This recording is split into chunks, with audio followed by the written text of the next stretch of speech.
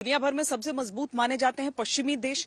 उनके एक से बढ़कर एक प्रतिबंधों के बावजूद अगर रूस झुका नहीं है तो इसका सीधा मतलब है कि उसके ऐसे दोस्त रहे हैं और वो पुतिन की नेतृत्व की वजह से रहे हैं जो उसके साथ इस समय भी खड़े हैं। लेकिन तुलना में हम ज़ेलेंस्की को नहीं भूल सकते जो पूरी दुनिया के नेताओं से संवाद कर रहे हैं, रूस के दोस्त देशों से भी संवाद कर रहे हैं और अपने लिए समर्थन जुटा रहे हैं। हालांकि नेटो को अभी तक वो समझा नहीं पाए कि जो यूक्रेन है उसके ऊपर के आसमान को वो नो फ्लाई जोन डिक्लेयर करे, लेकिन इसके बावजूद ये भी देखना बहुत दिलचस्प होगा कि किस तरीके से पुतिन के समर्थन में देश हैं, किस तरीके से ज़ेलेंस्की का संवाद दुनिया के तमाम नेताओं से कायम है। Все попытки по нулям. Понеділок вечір. पुतिन ने वेस्ट और उसकी बनाई व्यवस्थाओं को चैलेंज किया तो यूक्रेन से हित टकरा गए और ज़ेलेंस्की की चुनौती सामने आ गई। जंग के दिन पर दिन बीत रहे हैं। कौन कूटनीतिक तौर पर भारी है, कौन रणनीतिक तौर पर भारी है और दुनिया के साथ कैसे हैं इनके रिश्ते। व्लादिमीर पुतिन और वोलोदिमीर ज़ेलेंस्की दोनों का पहला नाम तो सेम है, लेकिन इसके अलावा इनमें बहुत बहुत बड़े अंतर हैं। व्लादिमीर पुतिन जो है एकदम स्ट्रांग आदमी की तरह दिखता है, जिस तरह से वो केजीबी में एक स्पाई भी रह चुके थे और उसके बाद रशियन राजनीति में वो किस तरह से बाहर उभर कर आए और उभरने के बाद वो प्रेसिडेंट बने और 1999 के बाद आज तक वो अपने सत्ता को एकदम पकड़े हुए हैं। और यही नहीं, 2 साल पहले उन्होंने वहां पर रशिया पे एक अमेंडमेंट भी कर दिया कि 2036 तक अब वो पावर में खुद ही रहेंगे और कोई इलेक्शन नहीं हो सकता है। और अगर हम ज़ेलेंस्की को देखें, ज़ेलेंस्की जो है वो अब तक एक करियर पॉलिटिशियन थे ही नहीं, वो एक टीवी स्टार थे, एक कॉमेडियन थे और टीवी स्टार और कॉमेडियन होने के बाद एक बहुत हंसमुख से इंसान माने जाते थे, नॉन सीरियस काइंड।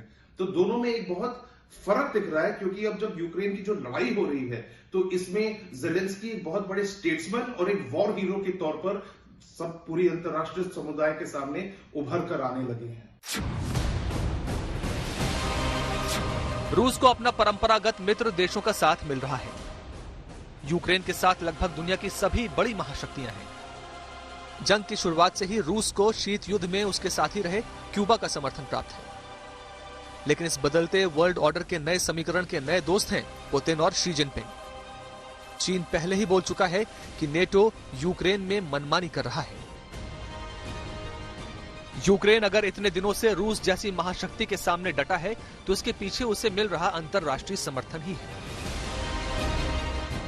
ज़ेलेंस्की को नेटो देशों का समर्थन प्राप्त है, जिसमें America, Britain, Belgium, Canada, Denmark, France, Iceland, Italy, Luxembourg, Netherlands, Norway और पुर्तगाल शामिल हैं। वो दिखाना चाहते हैं कि वो एक बहुत आम आदमी है, वो दिखाना चाहते हैं कि वो बिल्कुल एक आम यूक्रेनियन का प्रतिनिधित्व कर रहे हैं और वो बिल्कुल भी एलीट नहीं है। तो इससे क्या होता है कि जो यूक्रेनियन लोगों के अंदर जो नेशनलिज्म की स्पिरिट है वो उसको एक साथ बांधने का काम करते हैं। ना केवल ये, वेस्ट में वो ये दिखाते हैं कि वो वहां से भाग नहीं रहे हैं, वो एक बहुत ही आम इंसान है और वहां पे वो एक आम यूक्रेनियन के साथ कंधे से कंधा मिला के खड़े हैं। तो इस तरह की जो चीजें होती हैं, इससे ब्रांडिंग का इस्तेमाल होता है। और आप देखिए कि यूक्रेन और रशिया के वॉर में कितना बड़ा रोल निभाया है इंफॉर्मेशन वॉरफेयर ने, कि ये जो स्ट्रैटेजाइजिंग होती है इंफॉर्मेशन वॉरफेयर में, कि अगर आप उठा के देखेंगे इस पे कोई भी नैरेटिव तो आपको बिल्कुल ऐसा ही लगता है कि जैसे यूक्रेनियंस कितने ब्रेव हैं और उनका जो लीडर है वो अड़ा हुआ है और बिल्कुल लड़ रहा है और वेस्ट से सपोर्ट मांग रहा है और उसकी जगह कोई भी और लीडर होता तो अभी तक वहां से भाग चुका होता। तो ये सब चीजों में सच्चाई तो होती है, लेकिन उस सच्चाई को बहुत ज्यादा, जो रियलिटी है उससे बहुत ज्यादा ब्लो अप करके जो प्रेजेंट करने का तरीका होता है, इसमें इंफॉर्मेशन वॉरफेयर का बहुत बड़ा हाथ होता है। जंग खत्म होने के कोई आसार नजर नहीं आ रहे और अगर इसका दायरा फैला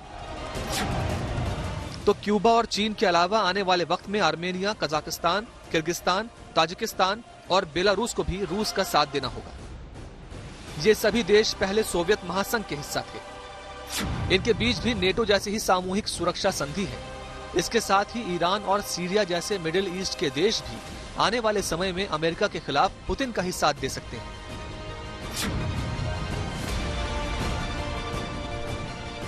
जंग में ज़ेलेंस्की का नेटो देशों के साथ जापान, दक्षिण कोरिया और ऑस्ट्रेलिया भी समर्थन कर रहे हैं। इन देशों ने पुतिन पर कई कड़े प्रतिबंध भी लगा दिए हैं। रूस अब तक का सबसे ज्यादा प्रतिबंध झेलने वाला देश बन गया है। रूस पर अब तक कुल 5,530 प्रतिबंध लग चुके हैं। यूक्रेन रूस के बीच जंग धीरे धीरे महाविनाश के संकेत देने लगी है। जैविक रासायनिक हथियारों की बातों से लेकर तीसरे विश्व युद्ध की बातें सुनाई देने लगी हैं। हालात नहीं संभले और दोनों तरफ से वॉर पार्टनर्स आगे बढ़े तो भुगतना दुनिया को पड़ेगा।